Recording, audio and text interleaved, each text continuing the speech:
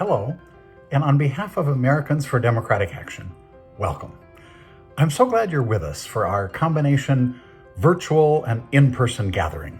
My name is Kurt Meyer, and I have the pleasure not only of welcoming you, but of serving as chair of the ADA Executive Committee. ADA is about to begin our 77th year, and for an organization of our kind, that's mighty impressive. I'm proud to say that throughout our history, ADA has been first or very early for so many causes: civil rights, education reform, anti-poverty programs, environmental protection, workers' rights. These are just a few examples. This gathering is primarily one of celebration, but it's also a gathering of generosity. Throughout this program, you'll see a scroll at the bottom of your screen seeking your help. We depend on your financial support. Thanks in advance for your generosity, and thanks for tuning in. Now sit back and enjoy.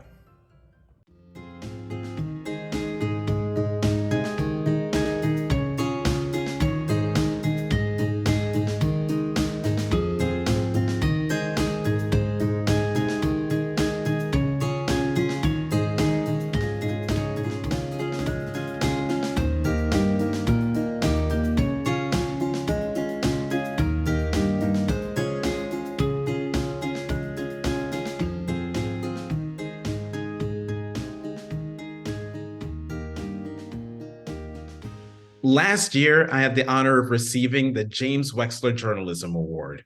This year, I have the honor of presenting the ADA 2023 James Wexler Journalism Award to Connie Schultz. Connie is the best kind of columnist, a writer who leans on her journalistic chops to uncover the facts or the unavoidable truths that bolster her perspective, a writer who brings her lived experience to her writing in the hopes of bringing about fairness, shine a light on injustice, or herald the underdog beating the odds. It's why she won the Pulitzer Prize for Commentary in 2005. I love having Connie on my MSNBC show because she brings common sense to the conversation. She's not afraid to call things out when they need to be and to offer praise when warranted. But most importantly, Connie speaks for millions of Americans who have neither her platform nor her voice, but who turn to her to make sense of it all. And what makes Connie a truly incredible journalist is that she cherishes that role for the honor that it is. Congratulations, Connie.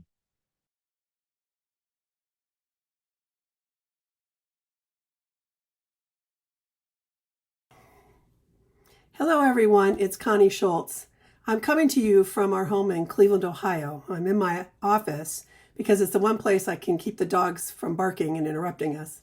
Our dogs, by the way, are named Franklin and Walter. Franklin for FDR, and Walter is in tribute to the great Walter Reuther, because we are exactly the nerds you probably think we are as a couple, if you know us.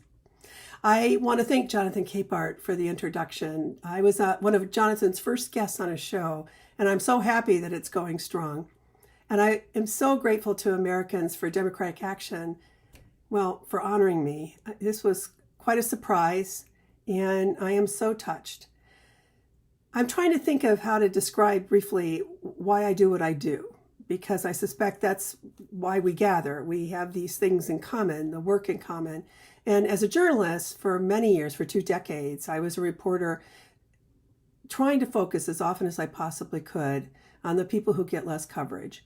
But by the fall of 2002, after about 2 decades of that, I had really grown weary of doing stories and not being able to have any sort of opinion about them or a way to direct readers on how they can actually make a difference in the lives of people. And it came to a head for me when I did a series on a man named Michael Green, who went to prison for a rape he did not commit for 13 years. And the Innocence Project helped him get out. And I told my editor, I don't know how much longer I can stay in this profession if I can't have a say about all this. And fortunately, finally, after years of wanting it, I became a columnist in the fall of 2002. This award is so affirming of that decision, and I want to thank you for that. We want to believe we're making a difference, and we can never really know. I teach journalism. I did it for 7 years at my alma mater at Kent State, and now I'm at Denison University. And one of the common questions from students is, how do you know if you've reached them?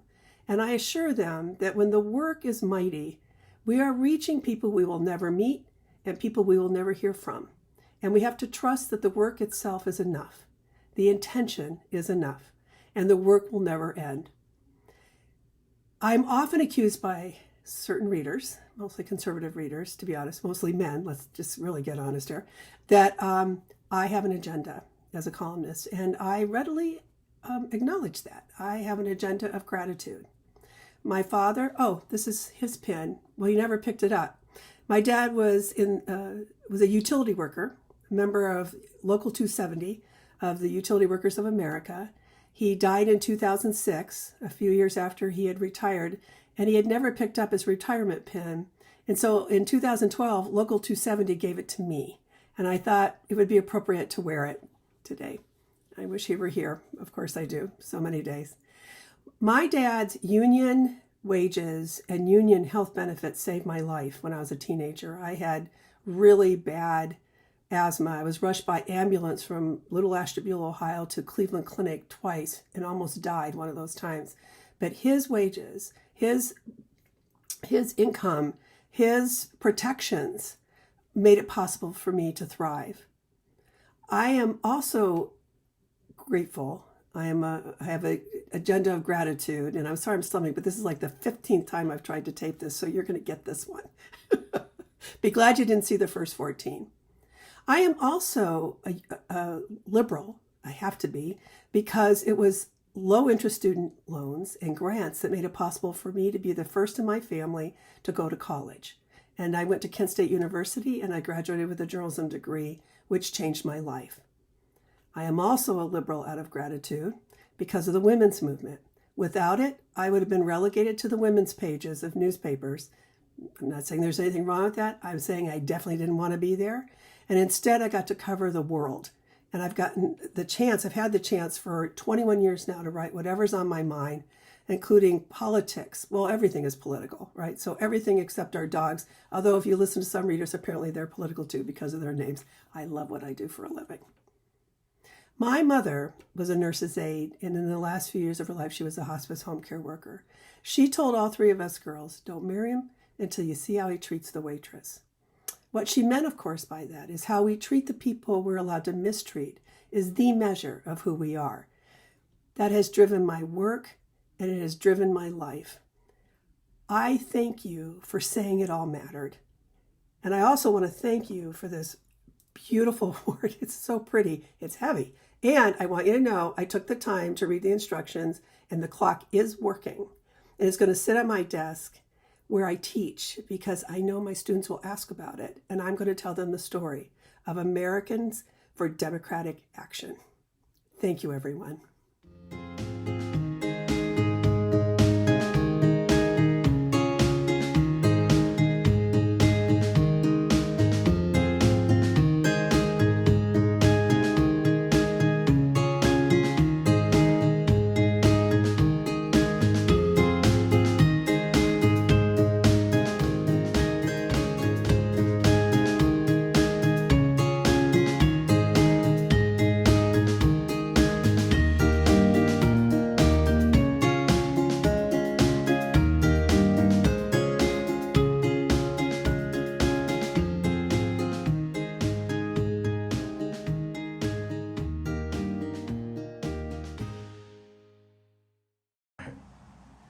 Good evening, everyone. This is ADA organizer Chris Schwartz, and I'm so excited to be here tonight with my band, the Harmony Electric, as we celebrate the Americans for Democratic Action Virtual Awards Banquet. Congratulations to all the awards recipients, and I think you'll recognize this one as we get going.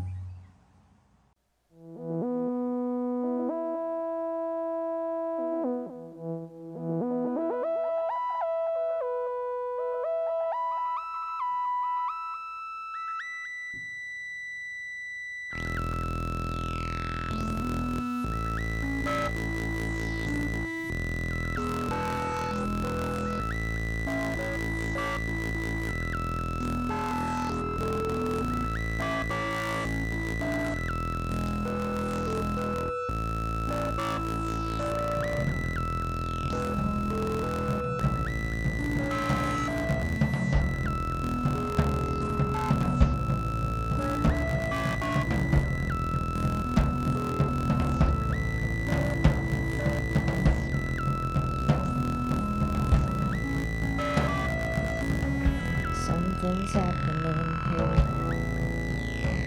It ain't exactly clear. There's a man with a gun over there, telling me I'd better beware. Think it's time we stop it. What's that sound? Everybody look what's going down.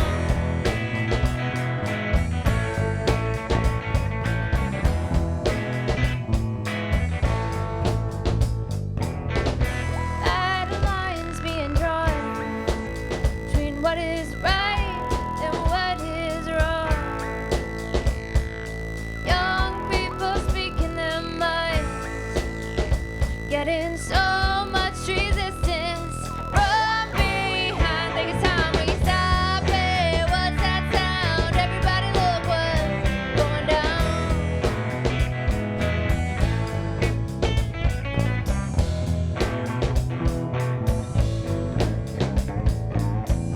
What a field day for the heat. 10,000 people in the street, singing songs and a carrying sign, still getting so much resistance from behind. Think it's time we stop it. What's that sound? Everybody look what's going down.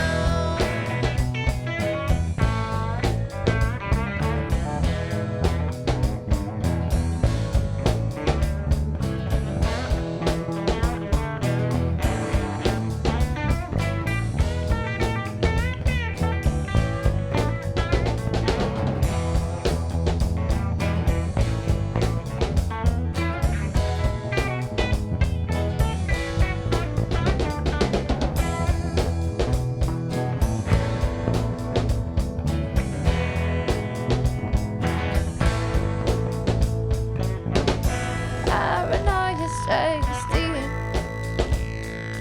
into your heart, it may creep. It starts when you're always afraid. Step out of line, they'll come and take you away. Think it's time we stop it. What's that sound? Everybody look what's. You better stop it. What's that sound? Everybody look what's. You better stop it. What's that sound? Everybody look what's. You better stop it. What's that sound? Everybody look what's going down.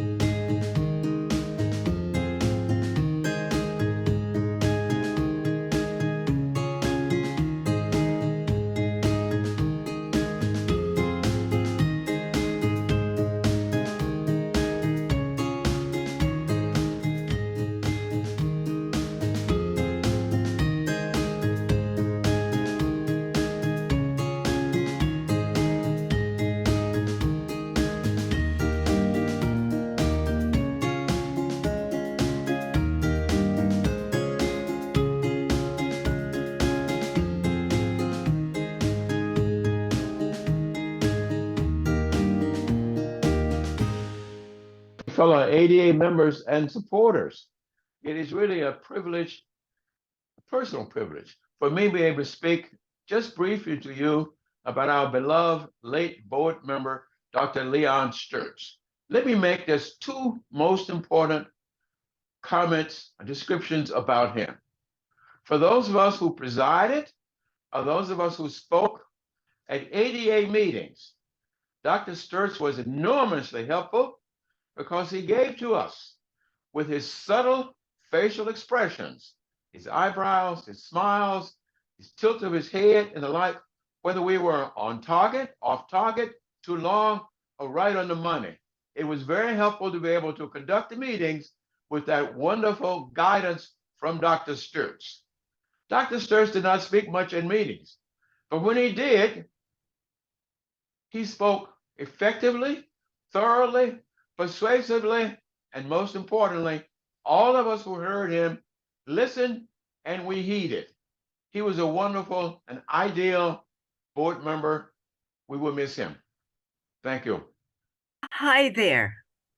I'm Evie Rich, and I've been a member of ADA since 1950.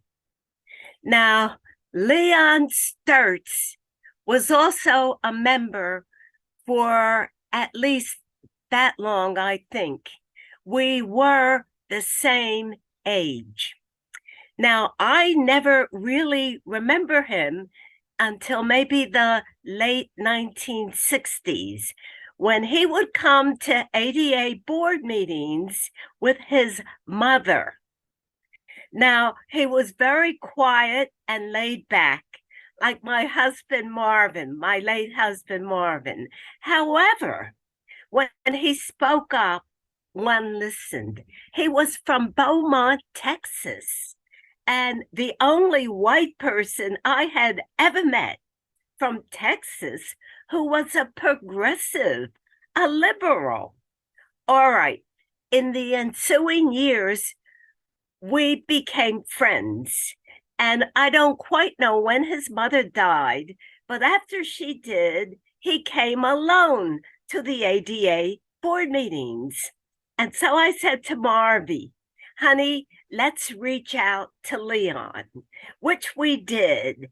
And on the breaks, we three would go together for lunch or dinner or whatever. Now, after some years, he came with a woman to the ADA board meetings. And it turned out that this woman was his new wife, his only wife, Linda. Now, Leon was a doctor, but you never really knew it. He never really threw in your face his merits as a physician. But one day, Leon said to me, Evie, he said, I want you to convince my daughter, my stepdaughter, Julie, to go to Bryn Mawr College. I said, what do you mean by that? And he said, well, I've been watching you all these years, and I really like what I see. And so I want you to convince Julie to go to Bryn Mawr. And I said, Leon, I can't do that. That would not be right. But what I will do is invite you and Julie to come to New York for a weekend with Marvy and me, and he can see what liberal, progressive Bryn Mawr women do. So he came with Julie for the week. When he came, we had a wonderful time. We met them at LaGuardia. We went to the Carnegie Deli for lunch. We went out somewhere for dinner. And then we spent the next day traipsing around New York, Linda and me. And we would let Leon come with us on certain occasions, but on other times, I would say, you can't come. This is only for women, for girls. All right, so Dave Dinkins had just been elected mayor of New York City, and we were very close to him. So we went to a breakfast that Dave had, sponsored by the Association for a Better New York. We went to a meeting of the New York Coalition of 100 Black Women. We went to the theater. We went out to dinner constantly, or lunch, and I arranged a luncheon for Julie and me with the daughters of some Bryn Mawr alums.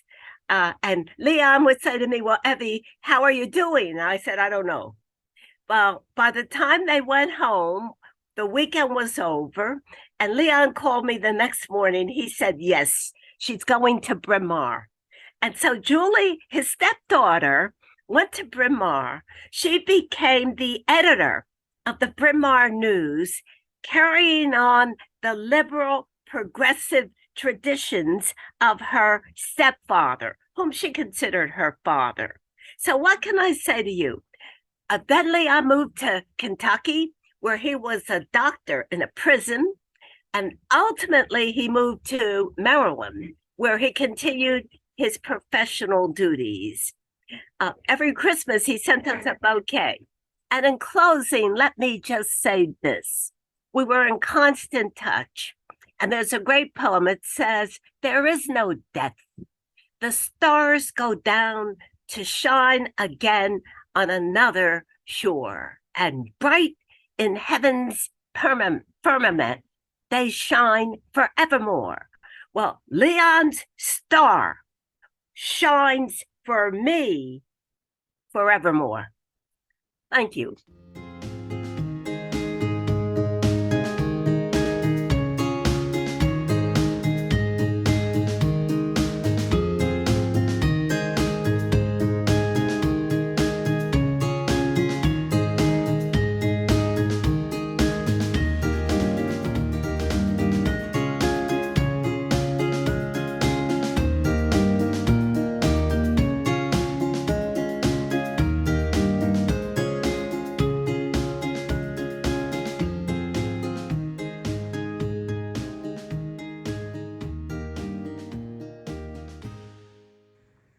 Marty Walsh, I want to congratulate you. From one former Secretary of Labor to another former Secretary of Labor, congratulations on winning an award that is so justified. The Francis Perkins Award, talk about former Secretaries of Labor. You walked the picket line, you were mayor of Boston, you were one of the major players in terms of the building trades union, and the first actual labor union leader to be a labor secretary in I don't know how many years, 40 years. And you have done us all proud. Your public service has been extraordinary. Your dedication to working people is exemplary. Your willingness to be out there, not only on the picket line, but visibly and vocally, has been impressive in so many ways. Marty, I can think of few people who deserve this award more than you do. Once again, my sincere congratulations.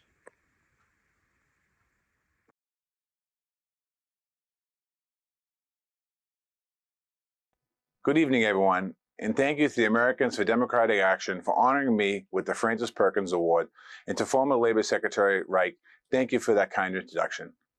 It's a pleasure to share this award with such deserving honorees like Speaker Nancy Pelosi, former Labor Secretary Hilda Solis, and Senator Sherrod Brown, amongst many others.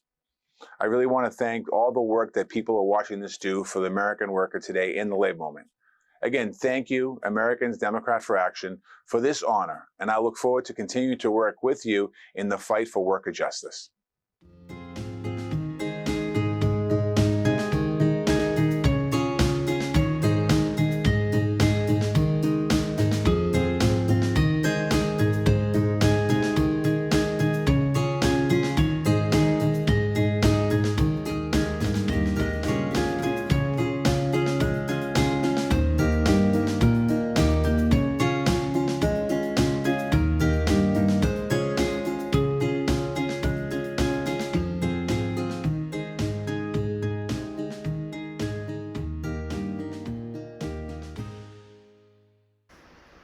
Hello, my name is John McCutcheon, and I'm here to offer congratulations and to honor my old friend and union brother, Joe Uehlein.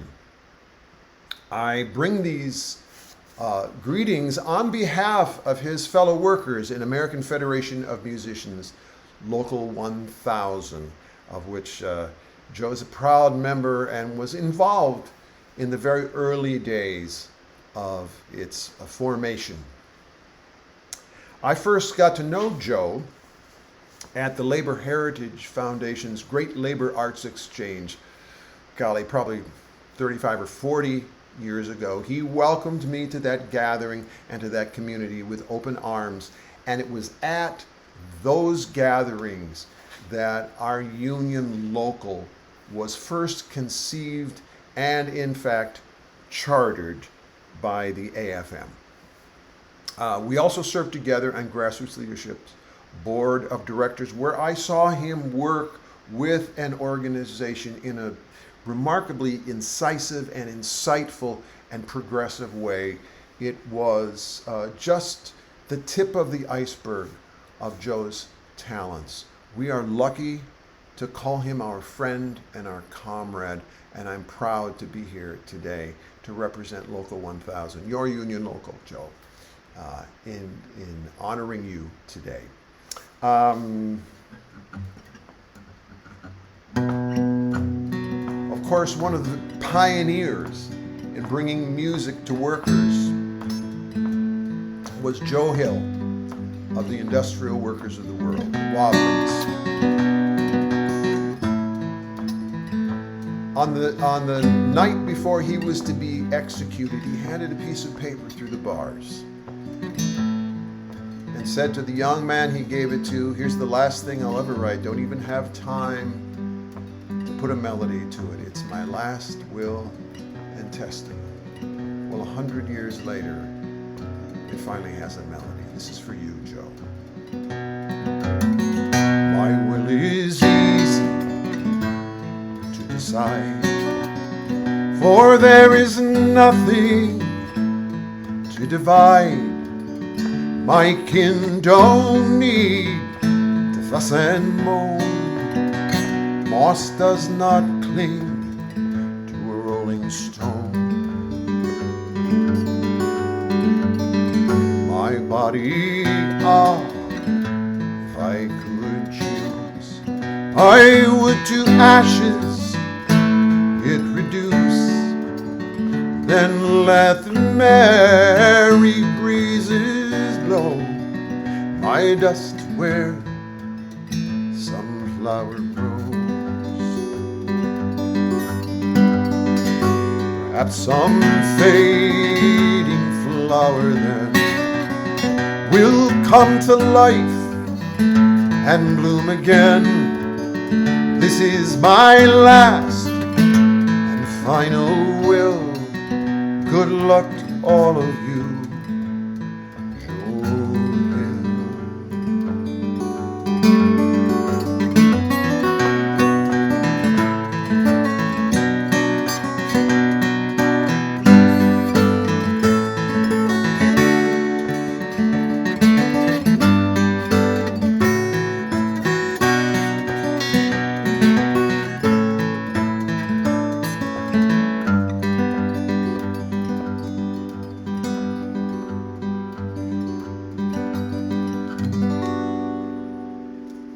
Solidarity forever, my friend.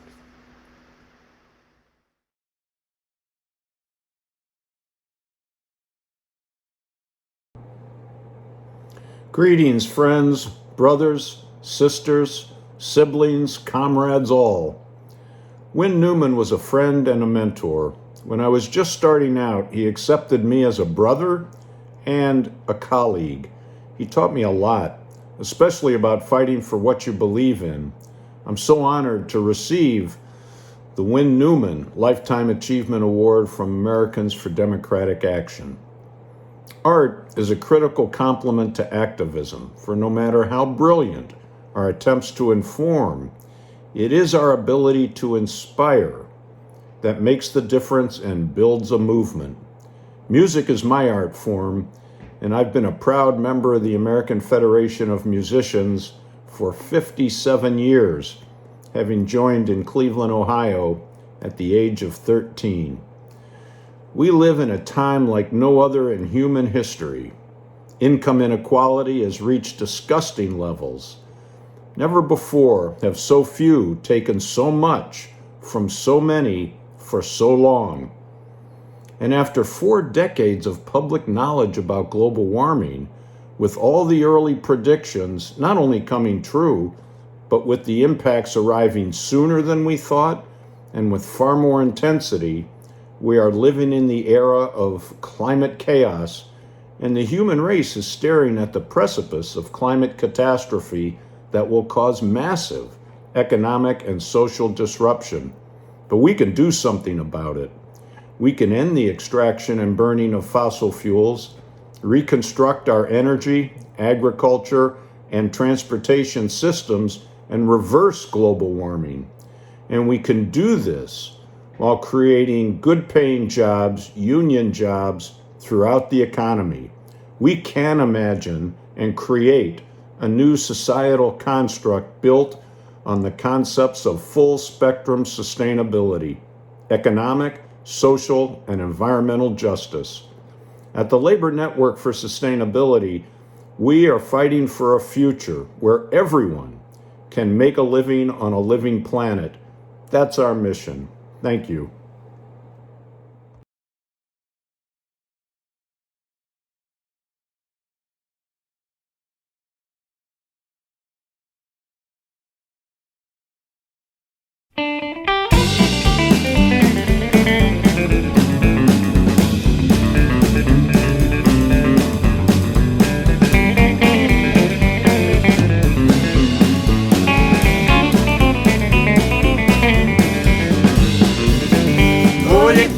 Up by saying, boy, ain't gonna get you where you wanna go.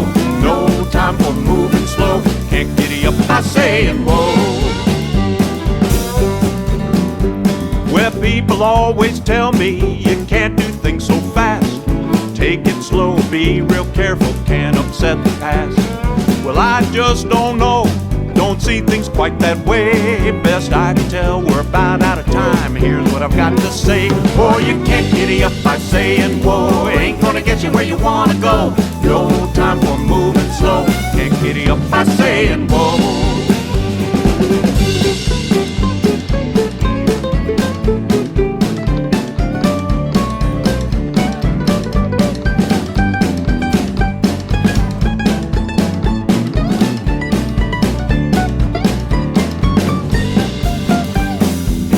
We're dumping carbon in the atmosphere. It's warming the earth, messing with the oceans. Climate change is here. We know what we got to do. Leave it in the ground. Look to the sun, feel the wind, and listen to the sound. Oh, you can't giddy up by saying, whoa, ain't gonna get you where you wanna go. No time for moving slow. Can't giddy up by saying, whoa.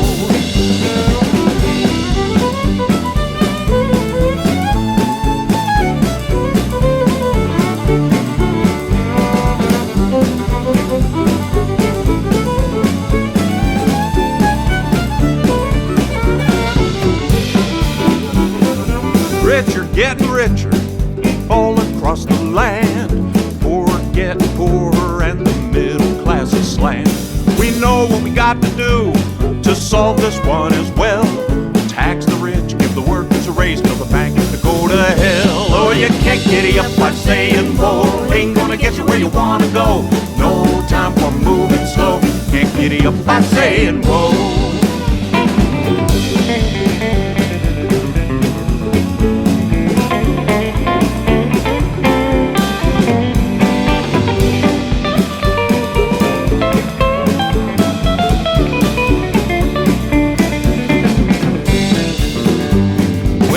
Said and done, we want more done than said.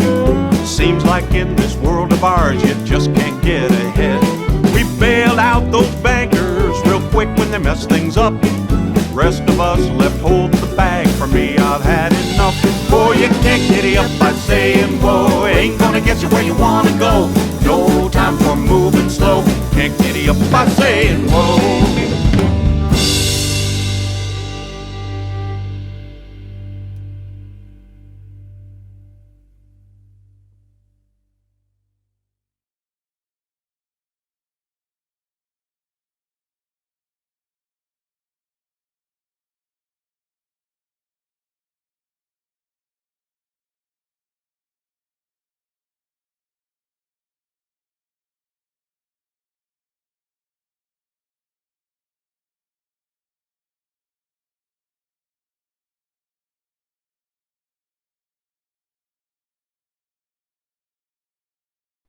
I'm Tim Thomas, Executive Board Member of Americans for Democratic Action and a longtime labor activist. I'm here to introduce the Ruther Chavez Award. This award is given to labor leaders, activists, and movements. Leaders like Labor Secretary Hilda Solis, Steelworkers President Leo Gerard, movements like the Fight for 15 campaign, and activist leaders like Sherrod Brown and Bernie Sanders.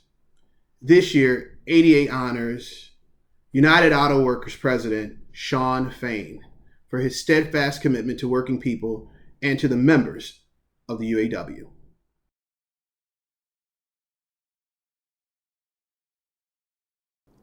Hello, ADA friends.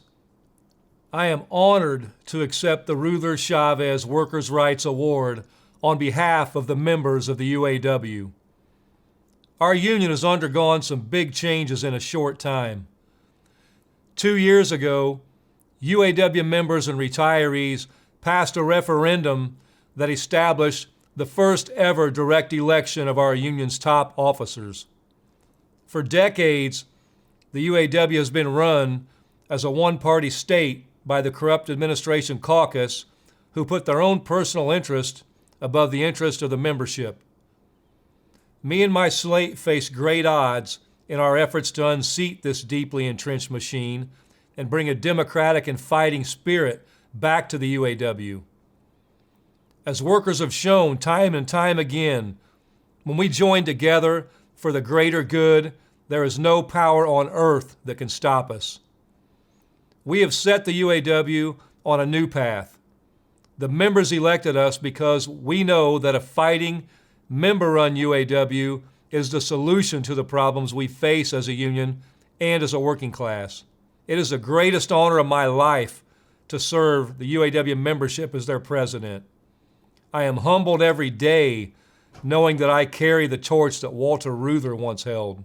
And as I've said many times to our members at work and on the picket line, in my opinion, Walter Reuther may be the most underappreciated American leader of the 20th century. I'm happy to be here among friends at the ADA who honor his legacy as much as I do. Walter Reuther was a founder of Americans for Democratic Action because he knew that our work in the union cannot end at the plant gate or the factory floor. The only way to win democracy in the workplace is to build a vibrant and democratic culture across our country.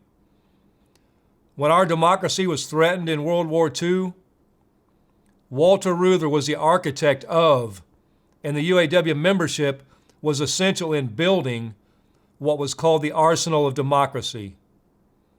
That arsenal was forged in many factories, but none were more important than Willow Run, the plant where UAW members built the B-24 Liberators.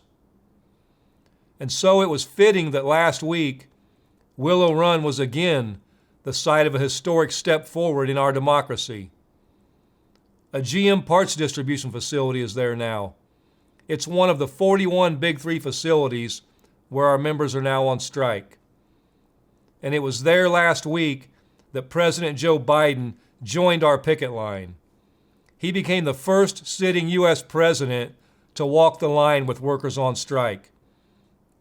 Just like 80 years ago, today, our union is building a different arsenal of democracy.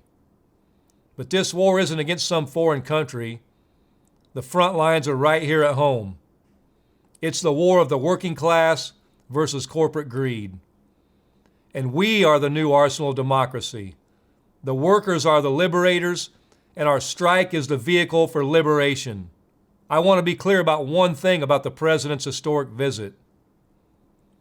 The most powerful man in the world showed up for one reason only.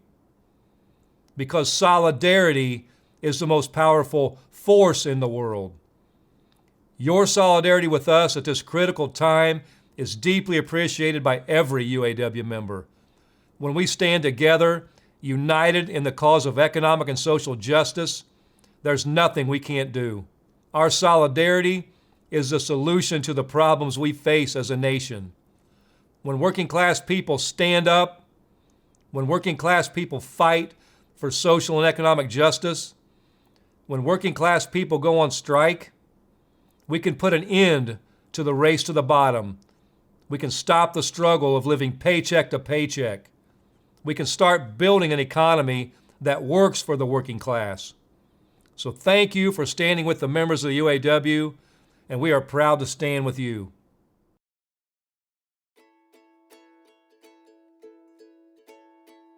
Wasn't that terrific? I'm so pleased that you were here with us. I trust you didn't fall asleep.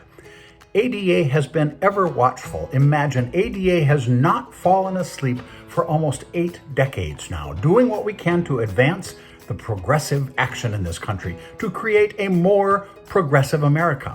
But we can't advance the progressive cause without your support.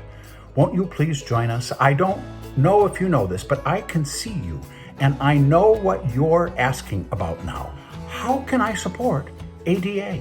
You can support ADA by check or by credit card. It's been scrolling throughout this program and will undoubtedly flash up the instant that I'm finished. So on behalf of Americans for Democratic Action, we are so grateful. Now, do your part, be generous, keep in touch. So long.